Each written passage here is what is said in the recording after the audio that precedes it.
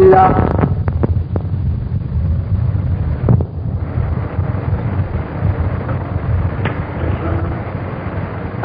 لله وحده والصلاة والسلام على من لا نبي بعده وعلى آله وأصحابه الذين أوفوا عهدا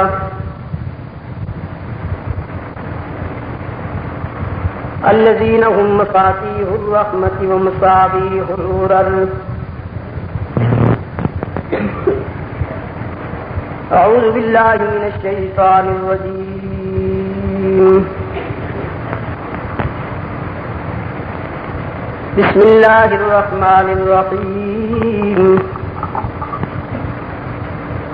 يا أيها النبي جاهد الكفار والمنافقين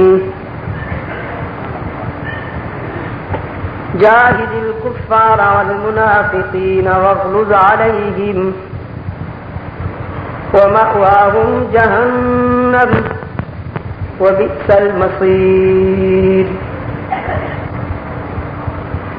صدق الله مولانا العظيم.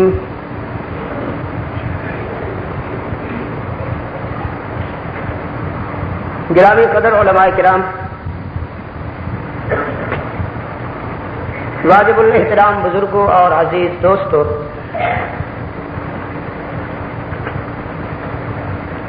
آج کی یہ ملاقات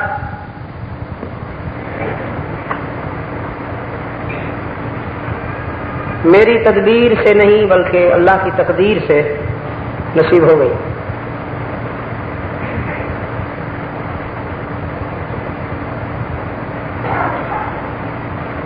میرا ایک شکاری میرے ساتھ آیا ہے، جناب پروفیسر دلاور حسین نیازی صاحب، جو مجھے ہائی جیک کر کے لے آئے ہیں.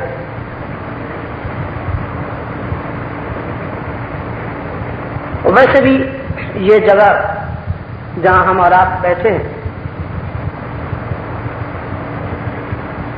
ہمارا مرکز ہے، روحانی اور نظریاتی طور پر بلا تمہید بھی ملاقات متوقع رہتی ہے. یہاں کی ملاقات کے لیے کسی قابل ذکر تقریب کی ضرورت نہیں ہوتی.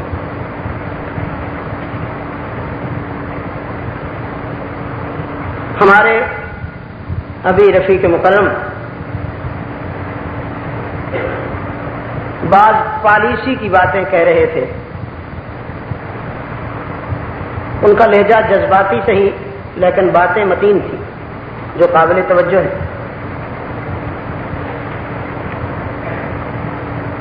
جیسا کہ میں پہلے بھی کئی مرتبہ عرض کر چکا ہوں، جمعہ کی نشست میں وقت چونکہ محدود ہوتا ہے، یہ دھڑکا لگا رہتا ہے کہ کہیں نماز کے وقت میں تاخیر نہ ہو جائے. اس لیے کوئی تفصیلی گفتگو کرنا مقصود نہیں.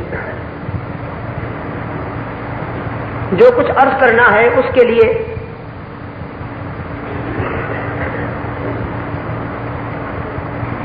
میں نے آپ کے سامنے ایک مختصر سی آیہ کریمہ تلاوت کی، جس میں حق تعالی نے اپنے پیغمبر کو خطاب کرتے ہوئے فرمایا، کفار سے ٹکرا جائیے اور منافقین کو بھی معاف نہ کیجیے.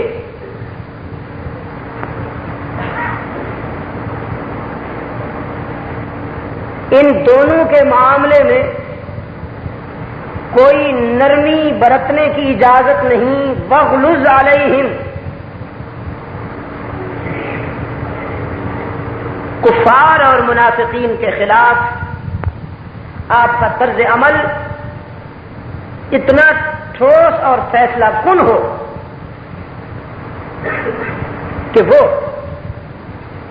آپ کی ہیبت اور آپ کی عسکری جلالت سے مرعوب بلکہ مبہوت ہو جائیں دنیا میں. وَمَأْوَاهُمْ جَهَنَّمْ، اور پھر عقبا کے لیے تو ہم نے ان کے شایان شان انتظام کر دیا. جہنم کے بھڑکتے ہوئے شعلے ان کی انتظار کر رہے.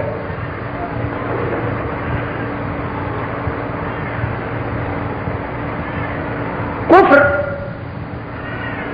کھلی ہوئی بیماری ہے اور نفاق مخفی بیماری. میں پھر دوہرا دیتا ہوں, کفر واضح بیماری ہے اور نفاق کھلی ہوئی مخفی بیماری. اگر میں اسے دوسرے الفاظ سے تعبیر کروں تو یوں کہوں گا کہ کفر کا تعلق دماغ سے ہے اور نفاق کا تعلق دل سے ہے. کفر دماغ کی پیداوار ہے اور نفاق دل کی بیماریوں سے تعلق رکھتا ہے. فی قلوبہم مرض فزادہم اللہ مرضا. کافر کھل کر سامنے آتا ہے اور منافق چوری چھپے وار کرتا ہے. کافر دشمنی کے لباس میں کرتا ہے اور منافق دشمنی دوستی کے لباس میں کرتا ہے.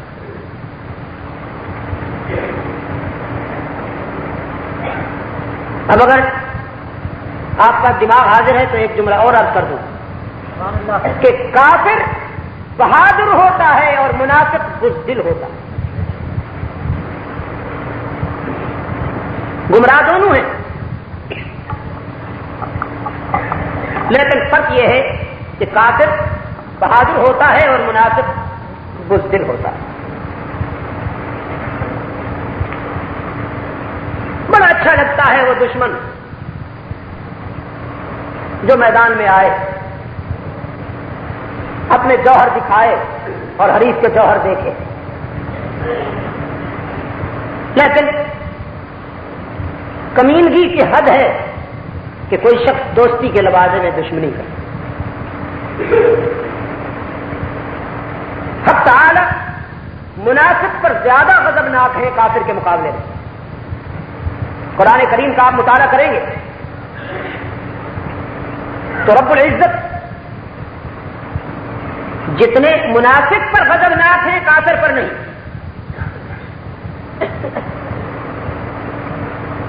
یہ منافق کے متعلق کہا گیا ہے کہ پیغمبر اس کی بخشش کے لیے آپ کو سفارش کرنے کی اجازت ہے. آپ ایک مرتبہ چاہتے ہیں کہ میں اسے معاف کر دوں, 70 مرتبہ بھی اگر آپ کہیں کہ اسے معاف کر دوں تو کبھی معاف نہیں کروں گا. فَلَن يَغْفِرَ اللَّهُ لَهُمْ. عربی گرامر جاننے والے حضرات کو معلوم ہے کہ اس سے زیادہ تاکید کا صیغہ نہیں ہے. فَلَن يَغْفِرَ اللَّهُ لَهُمْ. بس ہرگز اللہ اس جنس کو معاف نہیں کرے. کون سی جنس؟ جن کا ٹائٹل تو دوستی کا ہو لیکن کردار دشمنی پہ مبنی, جو خود کو مومن کہلائیں لیکن کفار کے ہاتھ مضبوط کریں,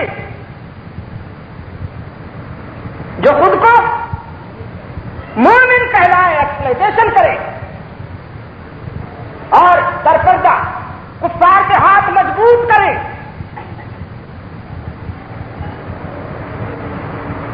وہ سب سے بڑے مجرم ہوتے ہیں اللہ اور اس کے رسول کے نزدیک. ان دونوں کے خلاف جہاد کا حکم ہے, کفار کے خلاف بھی اور منافقین کے خلاف.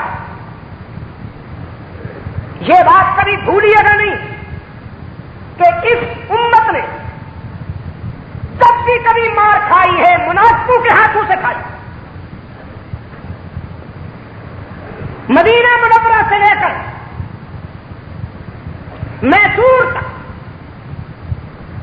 میسور سے شاملی تک اور شاملی سے بالاکوٹ تک پوری تاریخ کا آپ مطالعہ کیجیے. جب بھی کوئی زخم لگا ہے منافقوں کی وجہ سے, ہر دور کے جعفر و صادق نے اس ملت کے مفاد کو تباہ کیا. ان دونوں کے خلاف اللہ اپنے رسول کو حکم دیتے ہیں کہ جہاد کرو. یا ایھا الناس نہیں فرمایا, یا ایھا الذین آمنوا نہیں فرمایا, یا ایھا النبی, میرے پیغمبر رات کی تنہائی میں آپ کے سجدے بھی مجھے بہت محبوب ہیں, خلوتوں میں آپ کا قیام بھی مجھے بہت محبوب ہے.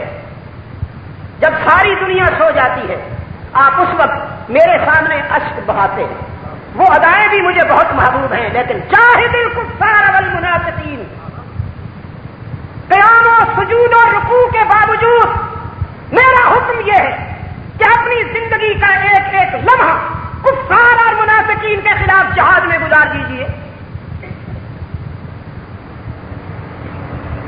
جہاد ہماری ملی زندگی کی روح ہے.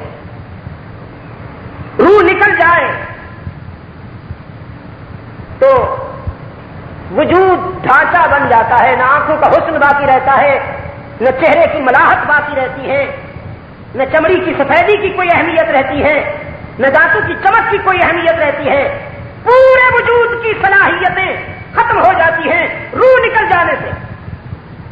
اور جب ہماری ملی زندگی سے جہاد کی روح نکل جائے, نہ ہمارے سجدوں کی اہمیت ہے, نہ ہماری نمازوں کی اہمیت ہے, نہ روزوں کی اہمیت ہے, نہ ذکر و فکر کی اہمیت ہے, نہ تسبیح کی اہمیت ہے, نہ جبہ و دستار اور اس سائیکل کی اہمیت ہے. یہ سب کچھ ختم ہو جاتا ہے جہاد کی روح نکل جانے سے. نعرہ تکبیر, نعرہ ختم نبوت.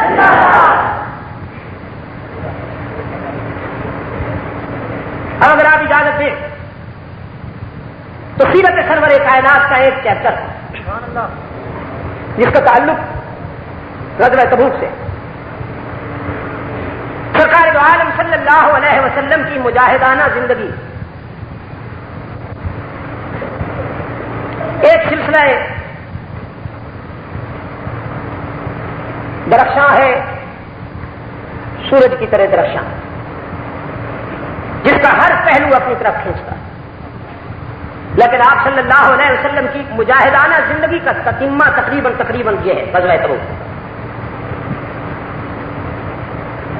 اس میں چند مخلص لوگ وہ تھے کہ جو نیک نیت ہونے کے باوجود جہاد میں شامل نہ ہو سکے. نیک نیتی کے باوجود جہاد میں شامل نہ ہو سکے. قرآن کریم نے بھی ان کے اخلاص کی گواہی دی. وہ کیوں شامل نہ ہو سکے؟ کیا بھی کرتے ہیں, ہمارے پاس سواری بہت تیز رفتار ہے, ہمارے گھوڑے تیز رو ہیں, ہم پالیں گے لشکر کو.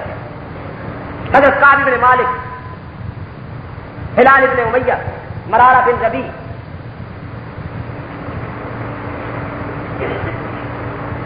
لیکن تیاری میں وقت گزرتا چلا گیا اور اطلاع مل گئی کہ سرکار دو عالم صلی اللہ علیہ وسلم واپس تشریف لا رہے ہیں, کیونکہ رومیوں کو میدان میں اترنے کی جرأت نہ ہو سکی. رحمت عالم صلی اللہ علیہ وسلم کی لشکر کی ہیبت ان کے دلوں پر یوں بیٹھی کہ وہ دم دبا کے بھاگ نکلے اور رحمت عالم صلی اللہ علیہ وسلم فاتح بن کر واپس نکلے. صحن مسجد میں محاسبہ کی نشست ہوئی کہ کون رہ گیا اور کیوں رہ گیا. حضرت کعب بن مالک رضی اللہ تعالی عنہ فرماتے ہیں کچھ لوگ وہ کہ جنہیں ہم جانتے تھے کہ اللہ کے رسول کے سامنے جو عذر بیان کر رہے ہیں وہ سب مصنوعی ہے, حقیقی نہیں ہے, لیکن انہوں نے اپنی سرد زبانی سے, لفاظی سے اللہ کے رسول صلی اللہ علیہ وسلم کے سامنے اپنے آپ کو بچا لیا. حضرت کعب بن مالک فرماتے ہیں قوت گویائی میرے پاس بھی تھی, بلکہ خطابت تو ہمارے خاندان کے گھر کی لونڈی تھی, میرے پاس بھی عذر ہائے بے شمار، قطار اندر قطار موجود تھے، جی چاہتا تھا کہ یہ عذر پیش کر دوں اور وہ عذر پیش کر دوں، لیکن پھر میرے ضمیر نے مجھے اس کی اجازت نہ دی کہ میں کس کے سامنے جھوٹ بولوں گا، اگر جھوٹ بولوں گا تو وہی میرے جھوٹ کا پردہ چاک کر دے۔ اللہ کے رسول کے بارگاہ میں مجھے جھوٹ بولنے کی جرأت نہ ہو سکی، میں نے سچ کہہ دیا کہ تیاری مکمل تھی، ہم نے بھی آپ کے ساتھ چلنا تھا، لیکن کوتاہی ہو گئی۔ اللہ کے رسول، ہم یہ سوچتے رہے کہ اب چلتے ہیں، کہ جب چلتے ہیں، پھر ہم نے سنا کہ آپ واپس تشریف لا رہے ہیں۔ میں اپنے اس تساہل اور کوتاہی کی کوئی تعبیر نہیں کرتا، کھلے دل سے اعتراف کرتا ہوں کہ مجھ سے یہ صاحب ہو گیا۔ رحمت عالم صلی اللہ علیہ وسلم نے فرمایا جزاک اللہ۔ ہاں ہلال تم کیا کہتے ہو؟ ہلال ابن امیہ نے عرض کیا میرا موقف بھی یہی ہے، اور ابن ربی مرارہ نے کہا میرا موقف بھی یہی ہے۔ کوتاہی ہو گئی، کوئی عذر مانے نہیں تھا، صحت بھی صحیح تھی، خاندانی حالات بھی موجود تھے، سواریاں بھی ہمارے پاس موجود، لیکن کوتاہی ہو گئی بس۔ سرکار دو عالم صلی اللہ علیہ وسلم نے فرمایا میں بھی منتظر ہوں، تم بھی انتظار کرو حق تعالی تمہارے بارے میں کیا فیصلہ فرماتا۔ سنا ہے آپ نے جہاد کے معاملے میں شاگرد رسول سے بھی اگر کوتاہی ہو جائے تو پیغمبر بھی اس پوزیشن میں نہیں ہے کہ وہ کہے میں نے معاف کیا، نہیں، میں بھی منتظر ہوں، تم بھی انتظار کرو کہ خدا تمہارے معاملے میں کیا فیصلہ۔ یہاں ایک جملہ اور بیان کرتا چلا جاؤں کہ جہاد کی مہم میں حضور کی نماز تو رہ گئی، لیکن نماز کے لیے کبھی جہاد نہیں رہا۔ جہاد کے تقاضوں کی تکمیل میں نماز تو چھوٹ گئی، لیکن نماز کی تکمیل میں کبھی جہاد نہیں چھوٹا۔ یہ بات اس لیے عرض کر رہا ہوں کہ دور حاضر میں ایک فتنہ یہ بھی ہے کہ صاحب یہ میدان جہاد میں جانے سے کیا بنتا ہے، تسبیح ہاتھ میں لے لو، حجرے میں بیٹھ جاؤ، ضربیں لگاؤ، اور روح کی ضربیں لگاؤ، اسی سے دنیا بھی بن جائے گی اور عقبہ بھی بن جائے گی۔ یہ بھی ایک فتنہ۔ زندوں کے مسائل کو حل کرنے کے بجائے قبرستان کی طرف آؤ، نئی نئی چادریں ڈالو، اور جو مجاور بیٹھے ہیں ان کو نذرانے پیش کرو، ان کی زلفیں دیکھو، ان کی اداؤں پہ مر مٹو، ان کے ہاتھوں کی نرمی دیکھو، پیر صاحب ہیں یا سجی سجائی دلہن ہے۔ یہ روح جہاد کو فنا کرنے کے لیے میرے گوہر، روح جہاد کو فنا کرنے کے لیے یہ حسین مگر خطرناک پالیسی کہ اس قوم کی توجہ میدان سے ہٹاؤ، انہیں قبرستان میں لے آؤ، موتو قبل ان تموتو۔ آپ سمجھے کہ نہیں سمجھے؟ ادھر قبرستان کو سجایا جا رہا ہے، رنگ برنگی جھنڈیوں میں اس قوم کو الجھایا جا رہا ہے، سنتے ہیں کہ بڑھتی جا رہی ہے ہرمندر سنگھ کی طرح، جھنڈیاں ہیں کہ بڑھتی جا رہی ہیں، چادریں ہیں کہ گلتی جا رہی ہیں، بھنگڑا ہے کہ روز افزو ہے، ترقی پذیر ہے، اور ادھر جو میدان میں کام آئے ان کے پیچھے ایک کھیپ لگا دی گئی ہے، وہ تو رسول کے گستاخ تھے۔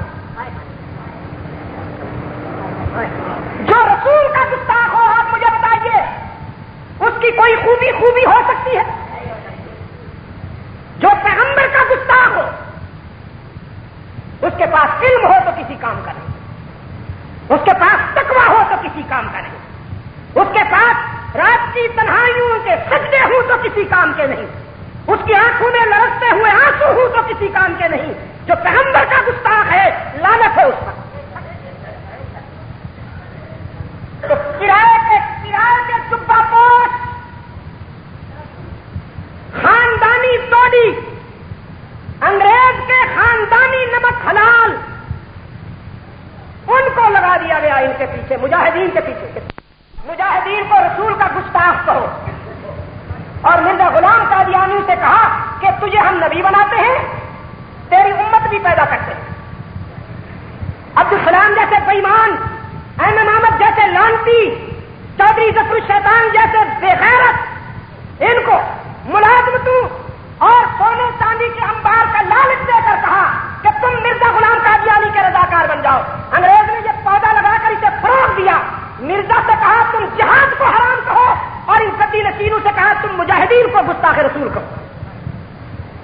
یہ قوم دو کوڑی کی نہ رہے.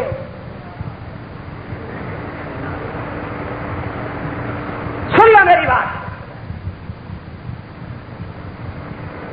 فرنگی سیاست کو آپ کے سجدوں سے کوئی خطرہ نہیں. وہی سجدے ہو رہے ہیں. برطانیہ میں 750 مسجدیں ہیں اس وقت اللہ کے فضل و کرم سے. انگلینڈ میں 750 مسجدیں کوئی معمولی بات ہے؟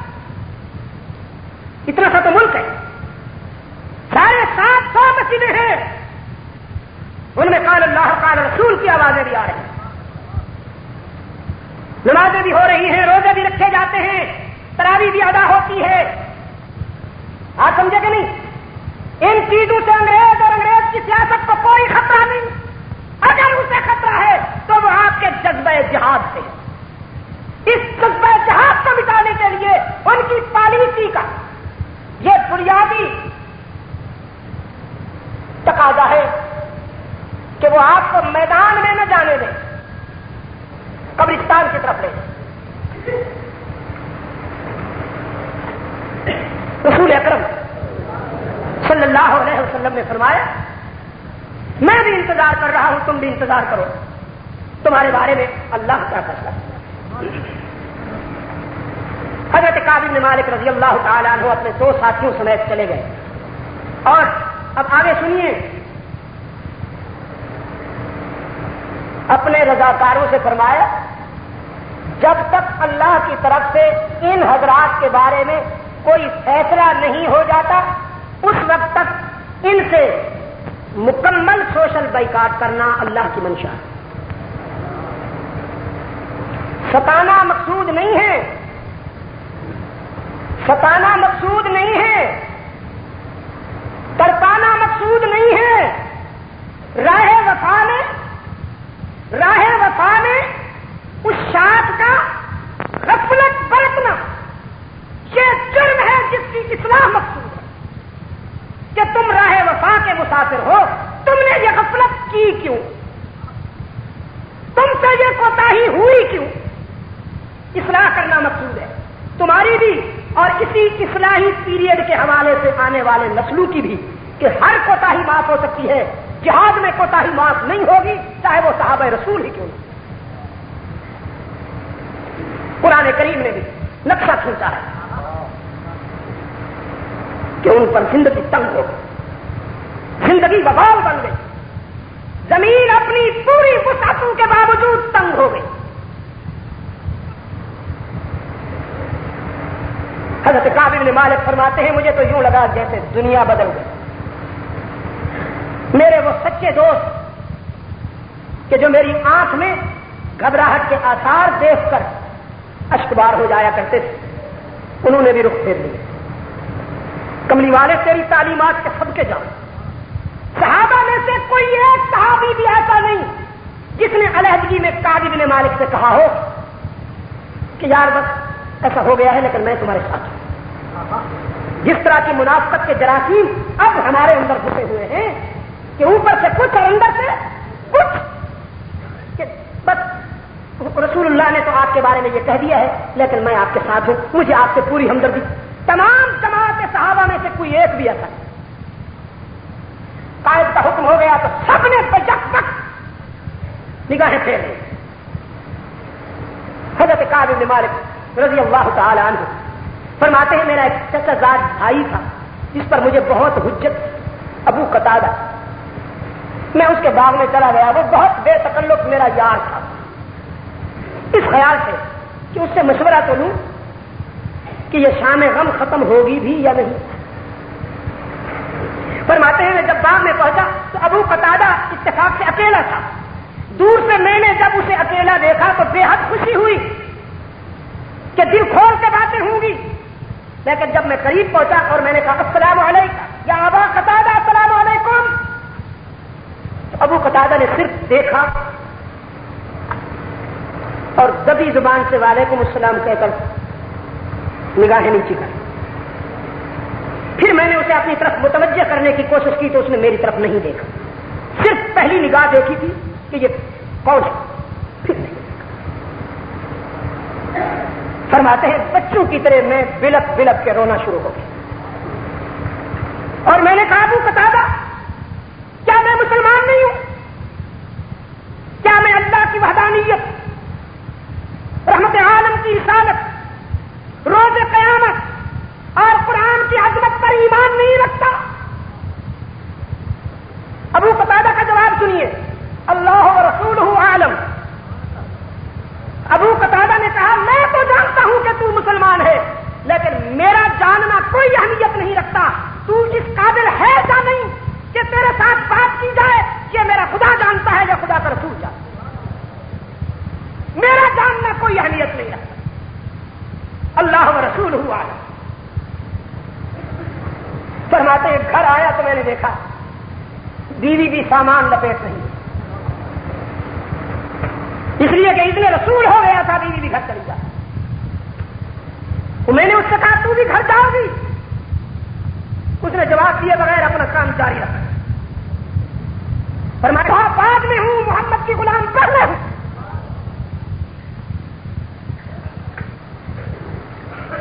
اللہ کے رسول کی شریعت سے ہٹ کر تیرے ساتھ میرا کوئی تعلق نہیں۔ اب ایک موڑ اور آیا تو بہت ہی نازک موڑ تھا، اور وہ تھا ایک بادشاہ کا مکتوب، ایک بادشاہ کا خط، رسان کے بادشاہ کا خط۔ کاب ہم نے سنا تیرا دل دکھایا جا رہا ہے، تیری خدمات کی کوئی قدر نہیں کی گئی، تو نے اسلامی انقلاب کی تقویم میں جو قربانیاں دی ان کی خدمات کی کوئی قدر نہیں کی گئی، تو نے اسلامی انقلاب کی تقویم میں جو قربانیاں دی ان کی کوئی قدر نہیں کی گئی۔ ہم نے سنا ہے کہ تم سے سوشل بائیکاٹ ہو گیا ہے، ہم تمہاری انتظار کر رہے ہیں، جہاں پہنچ جاؤ ہمارے ہاں تمہیں مخصوص لوگوں میں مقام ملے گا، ہم تمہیں اپنا اساسی مشیر بنائیں گے، ہم تمہاری قدردانی کریں گے، ہم تمہاری خدمات کا صلہ دیں گے، جس قدر جلدی ہو پہنچ جاؤ۔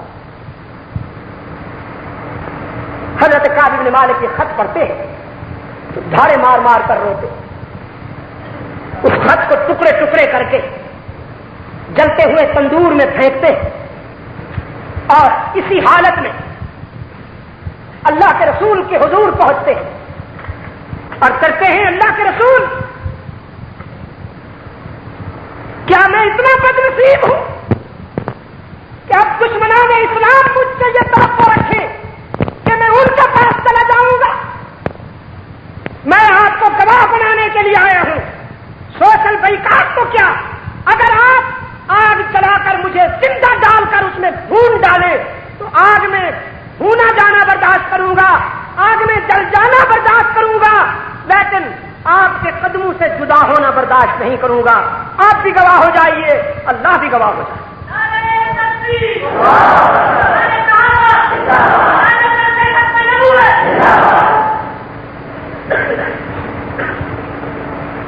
میں نے بیان کر دیا اور آپ نے سن، لیکن خدا را بتائیے کہ کعب کے یہ الفاظ سن کر رحمت للعالمین کے دل پہ کیا گزری ہو۔ کوئی باپ اپنے بیٹے سے اتنی محبت نہیں کر سکتا جس قدر رحمت عالم کو اپنے صحابہ سے اور اپنی امت سے محبت، لیکن سرکار دو عالم صلی اللہ علیہ وسلم بھی چپ ہو گئے، کوئی جواب نہ دے، اس لیے کہ تمہارا کیس سپریم کورٹ میں دیکھا اور خاموش ہو گئے۔ حضور اکرم صلی اللہ علیہ وسلم رحمت للعالمین ہے تو حضور کا خدا رحم الراحمین ہے۔ اب اس کی رحمت نے بھی یہ گوارا نہ کیا کہ مکتب عشق کے ان تلامذہ کو مزید آزمایا جائے، پیریڈ کی تکمیل ہو گئی۔ حضرت کعب فرماتے ہیں مکان کی چھت پہ بیٹھا اشک بار تھا کہ دور سے کسی نے پکارا، کعب تمہیں بشارت، کعب تمہیں خوشخبری سنائی جا رہی ہے، کہ تمہاری شام غم ختم ہو گئی، جلدی پہنچو، رحمت للعالمین کی مشفقانہ نگاہیں تمہاری انتظار کر رہی ہیں۔ فرماتے ہیں میں نے سر اٹھا کے دیکھا تو بشارت دینے والا صدیق اکبر تھا، جو بے ساختہ دوڑتا چلا آ رہا۔ فرماتے میرے پاس اور کچھ نہیں تھا، میں نے اپنا جبہ صدیق اکبر کو دیا اور بے ساختہ دوڑتا ہوا رحمت عالم صلی اللہ علیہ وسلم کی خدمت میں پہنچا تو جبین رسالت چمک رہی تھی چہرہ انور پہ، راحت و مسرت کی روشنی رش کے ماہتاب تھی۔ فرمایا کعب بیٹھو، آج تم اس طرح ہو جیسے آج تم پیدا ہوئے ہو، تمہاری ساری کوتاہیاں معاف ہو گئی، تمہاری ساری غلطیاں معاف ہو گئی۔ تو عرض کیا اللہ کے رسول میرے پاس جو کچھ ہے میں سب کچھ اللہ کی راہ میں وقف کرتا ہوں۔ تو رحمت عالم نے فرمایا نہیں ٹھہرو، جذبات اچھی چیز ہے لیکن اللہ اور اس کے رسول کی منشا کو بھی ملحوظ رکھو۔ سب کچھ اللہ کی راہ میں وقف کرتے ہو اور پھر بیوی بچوں کے لیے بھیک مانگو گے، اس کی اجازت نہیں ہے۔ ہائے ہائے، ہوتا نا دور حاضر کا کوئی گدی نشین، وہ کہتا تیری اپنی جائیداد سے کافی نہ ہوئی نا، خاندان والے آنکھ وہ بھی نظرانہ پیش کرن تاکہ تھوڑے کول کھ نہ رہے۔ وہ اللہ کا رسول فرمایا نہیں، اس کی اجازت نہیں ہے کہ تم سب کچھ خدا کی راہ میں وقف کر دو اور پھر اپنی ضروریات کے لیے تمہارے پاس کچھ نہ رہے۔ صرف اتنا کچھ قبول فرمایا کہ جس سے ان کی معیشت درہم برہم نہ ہو سکے، ان کی سفید پوشی، ان کے بچوں کی ضروریات، ان کی تکمیل ہو سکے، صرف اس قدر اللہ کی راہ میں ان کو اجازت دی کہ تم وقف کرو۔ خدا کی طرف سے جو حکم آیا اب وہ سنیے، لقد تاب اللہ علی النبی والمہاجرین والانصار۔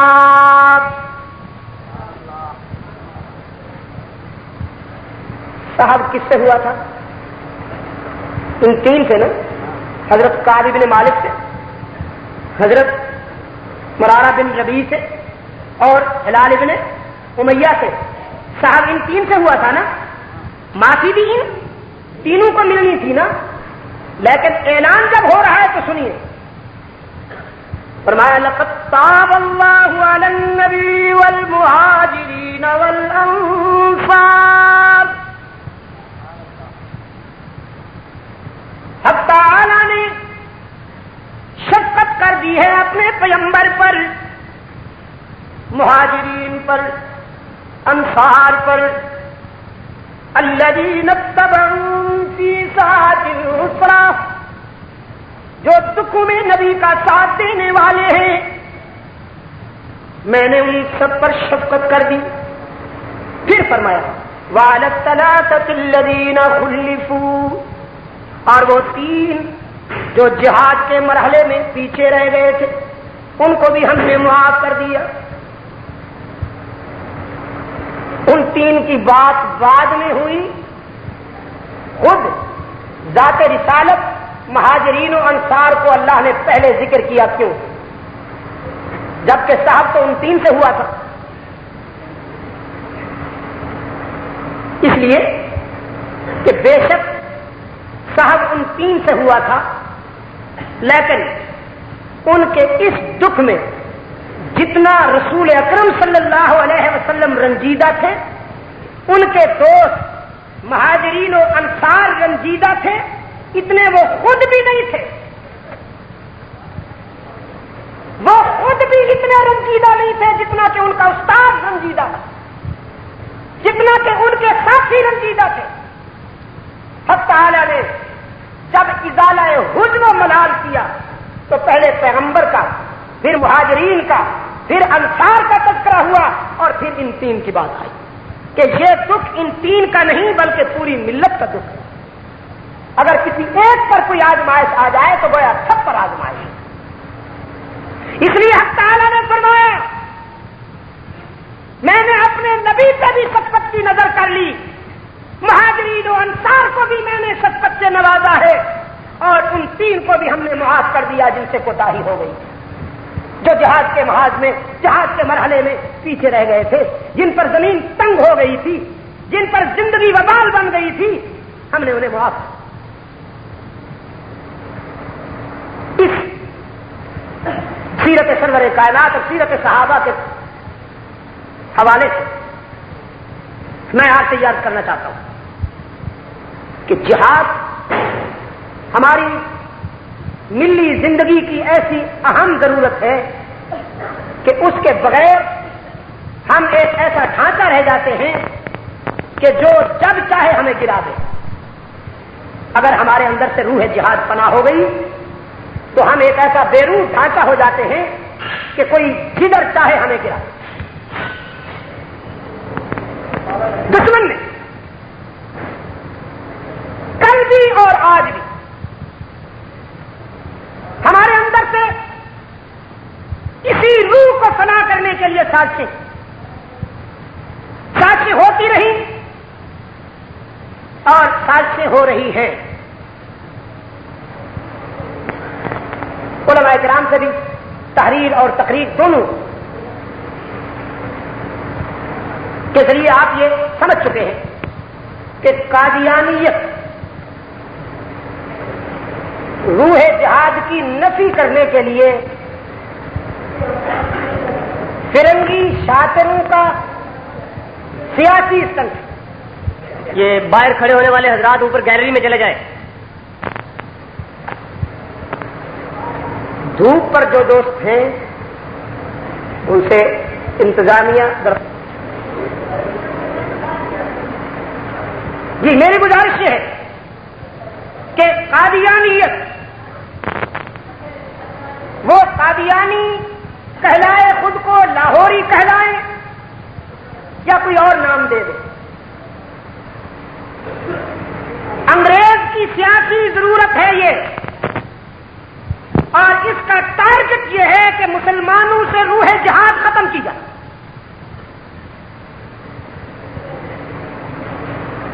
چنانچہ مرزا صاحب نے خود بھی یہ لکھا ہے کہ میں اور میرا خاندان ہم سب برطانوی سرکار کے پکے پیدے وفادار, اور آج بھی پروفیسر عبدالسلام کو پرائز ملتا ہے, کسی اور کو تو نہیں. پروفیسر عبدالسلام کو پرائز ملتا ہے, کسی اور کو نہیں. صرف اس لیے امریکہ چاہتا ہے کہ وہ اپنے وفاداروں کی اہمیت میں اضافہ کرے. اس کے وہ خاندانی مہرے کہ جنہوں نے برے صغیر میں فرنگی مفادات میں تاریخی کردار ادا کیا ہے وفاؤں کا, وہ ان کی اہمیت کو اور زیادہ بڑھانے کے لیے اس طرح کی کارروائیاں ڈالتا ہے.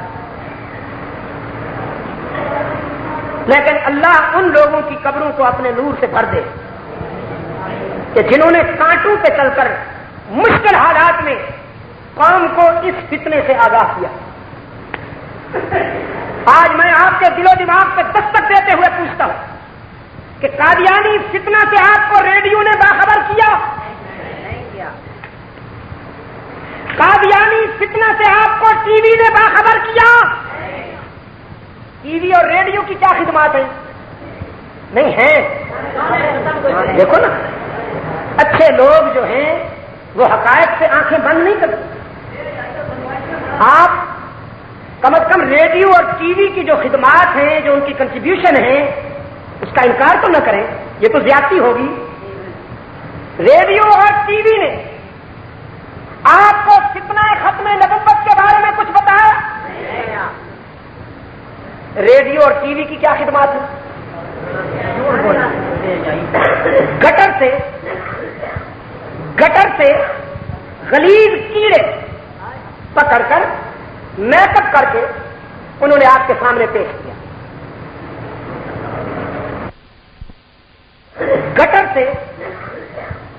گٹر سے غلیظ کیڑے پکڑ کر میک اپ کر کے انہوں نے آپ کے سامنے پیش کیا. جن کے سائز کے سامنے بھینسیں بھی احساس کمتری میں مبتلا ہو. اس قسم کی میڈم اور اس قسم کی بیگمات جو رت کے بھینس گاؤں میں پاکستان ہیں ان کو پیش کیا گیا اور ان بلاؤں کو میک اپ کر کے پیش کیا گیا. چھوٹی چھوٹی بچیوں کو تبلا سرنگی بجانے کی تربیت دی جاتی ہے کہ نہیں؟ یہ بھی کوئی اسلامی نظام کا اہم حصہ ہوگا جو ہماری سمجھ میں نہیں آتا. اب یہ تو ہماری کوتاہی ہے نا، کیونکہ ہمارے پاس وہ وسعت نظر نہیں، ہمارے پاس وہ ظرف نہیں کہ ہم ان چیزوں کی حکمتوں کو سمجھ سکیں. لیکن آخر اسلام جو نافذ کرنا ہے تو اس اسلام کے نفاذ کے لیے یہ ضروری ہے کہ گانے ناچنے والوں کو ایوارڈ دیے جائیں اور ایوارڈ وصول کرنے والوں کی قطار کے آگے ایک مولوی کو کھڑا کیا جائے جس کی داڑھی یہاں تک ہو.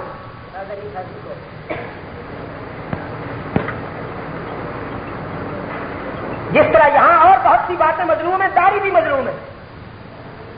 اس کے ساتھ بھی ایکسپلائٹیشن ہوا. ایوارڈ وصول کرنے والے گٹر کے گندے کیڑوں کی قطار کے آگے مولوی کھڑا ہوا ہے. کیا یہ آثار قیامت نہیں ہے؟ مولوی کے وجود کو، مولوی کے امیز کو سوسائٹی میں کالی بنانے کے لیے یہ کاروائیاں کی جا رہی ہیں کہ مولوی ایسے ہوتے ہیں.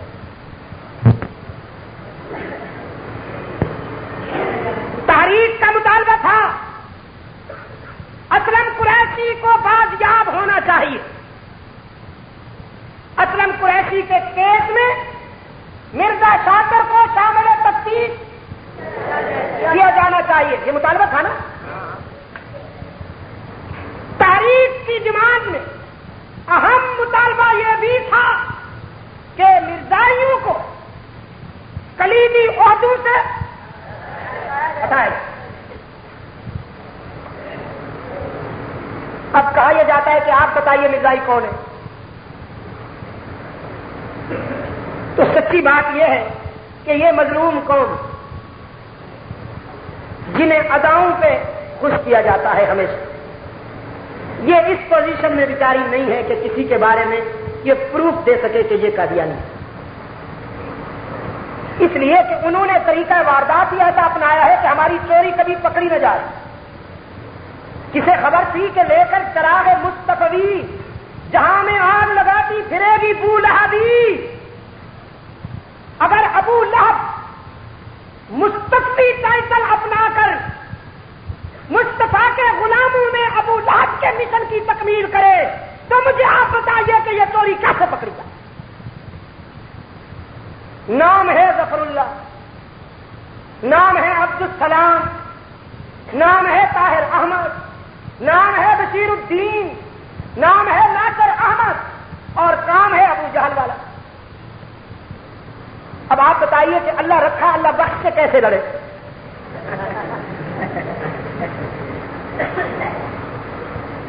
نبی بخش جو ہے وہ خدا بخش سے کیسے لڑے؟ یار لوگوں کو ہماری یہ مجبوریاں معلوم ہیں. انہوں نے یہ نورا کشتی اس لیے شروع کر رکھی ہے کہ ماری رکھو تب بھی آؤ، بچو بچو کھائی جاؤ تو روڑا پائی جاؤ. مسلمان، اسلام، مومن، دین. اب آپ بتائیں کہ یہ قوم اس پوزیشن میں ہے؟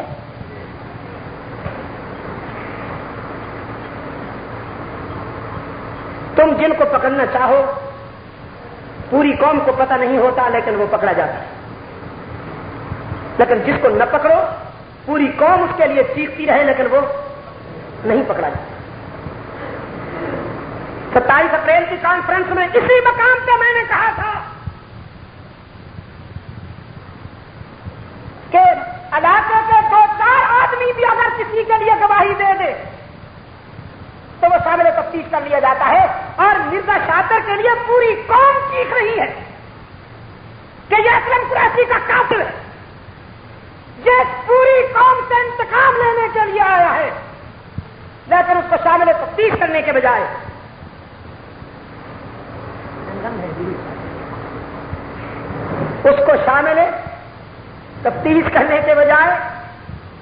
اس کو وہاں بھیج دیا گیا جہاں سے وہ پودا لگایا گیا، کل شیء یرجع الی اصلہ۔ اور آج خبریں آ رہی ہیں کہ وہ عسکری تیاریاں کر رہے ہیں،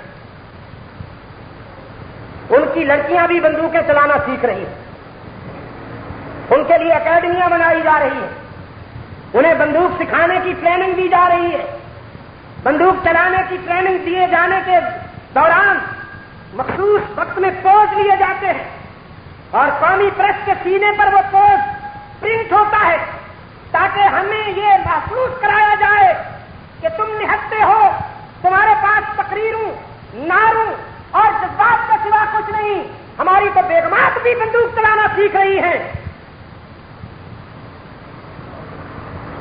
تو چلانا تم سیکھو، انشاءاللہ بدر و احد کے مجاہدین کے وارث کے جلالت کی قسم، چلانا تم سیکھو، لیکن نشانے پہ، ٹھیک ٹھیک نشانے پہ وہی تیر لگیں گے جن کی کامیابی کا فیصلہ عرش بری سے ہو چکا۔ یہ بات نئی نہیں، بہت پرانی ہے، ہمیں معلوم ہے کسی کے پاس کیا ہے، اور ہمیں یہ بھی معلوم ہے کہ ہمارے پاس کیا ہے۔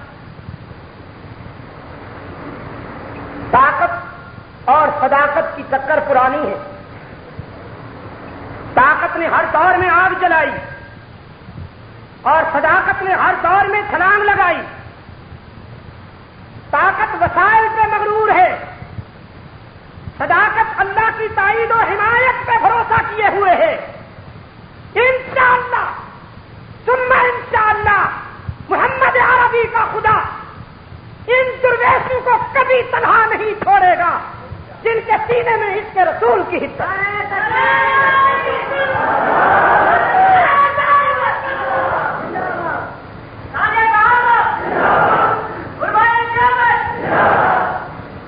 مجھے گلاسگو کے ایک دوست نے فون پر بتایا کہ مرزا شاطر یہاں یوں کہ میں کہتا پھر رہا ہے کہ میں بھاگا نہیں ہوں، نہ میں ان مولویوں سے ڈرتا ہوں۔ آگے جو باتیں ہیں وہ میری زبان کو میری شرافت اجازت نہیں دیتی کہ میں وہ دہراؤں جو وہ کہتا ہے۔ اس نے کہا میں صرف اس لیے آیا ہوں کہ میں اپنے لوگوں کو یہ بتا سکوں کہ گھبرانے کی کوئی بات نہیں، گھبرانے کی کوئی بات نہیں۔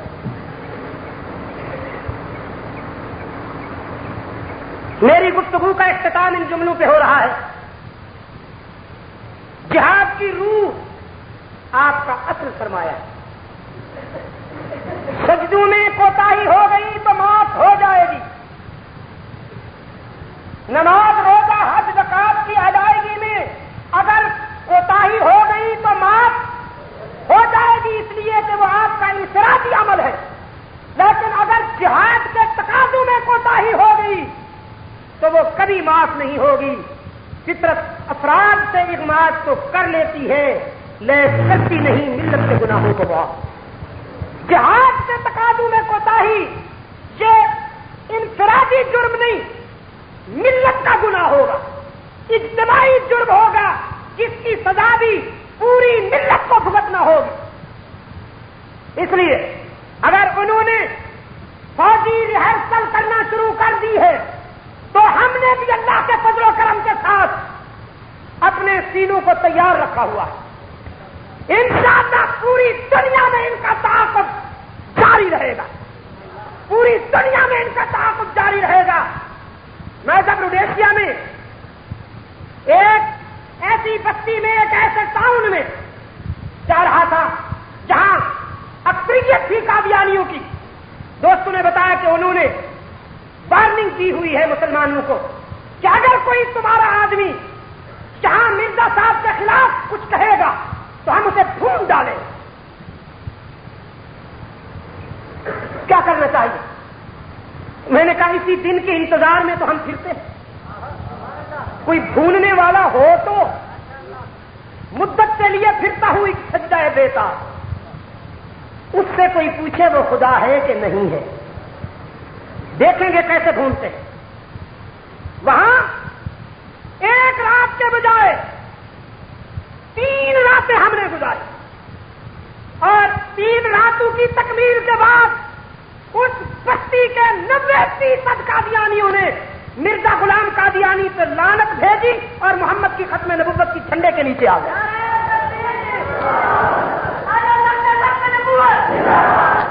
ان کا